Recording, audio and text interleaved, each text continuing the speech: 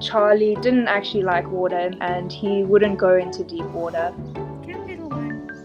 And then getting sunburned because he's supposed to be in the water where he's protected from the sun. Charlie was abandoned when he was just a couple days old. There was also a rhino that was rescued when she was just a couple days old. Rhinos and hippos are social animals, so it seemed like the perfect combination to put the two together.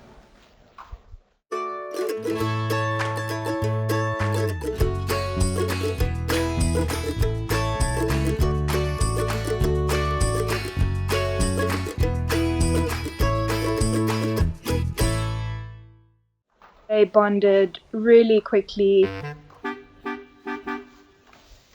They were both super playful, cuddling together, sleeping together, and just grew stronger from there. Through a rhino orphanage, Charlie was friends with the other rhinos, which I guess made him think that he was a rhino. Rhinos are active during the daytime, so Charlie would be active during the daytime with his rhino friends, and then getting sunburned, he would just stay with his rhino friends. Rhinos don't really get into deep water or swim, so we used to spray him down just to cool him from the sun. And then coming into the enclosure at night, cuddled up with them at night. It was a concern because we didn't think that we would be able to release him if he thought he was a rhino. Moomin comes from a private reserve. She was rescued, but they also thought that it would be better for her to be introduced to another hippo. We drove there to go and fetch Moomin and bring her back. Moomin was bonded with a sheep, and so the sheep came with. And the two of them were put into a smaller pen inside Charlie's pen so that they could get to know each other. Charlie was very curious. He didn't even know what a hippo was.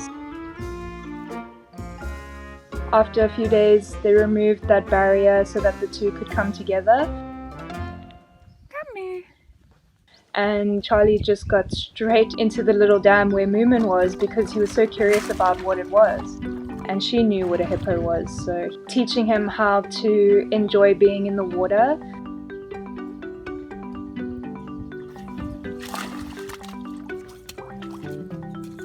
When he met Moomin, he did spend less time in the water than she did initially, but over time he grew to understand that that was where he was meant to be, I guess, because he just wanted to be closer to her.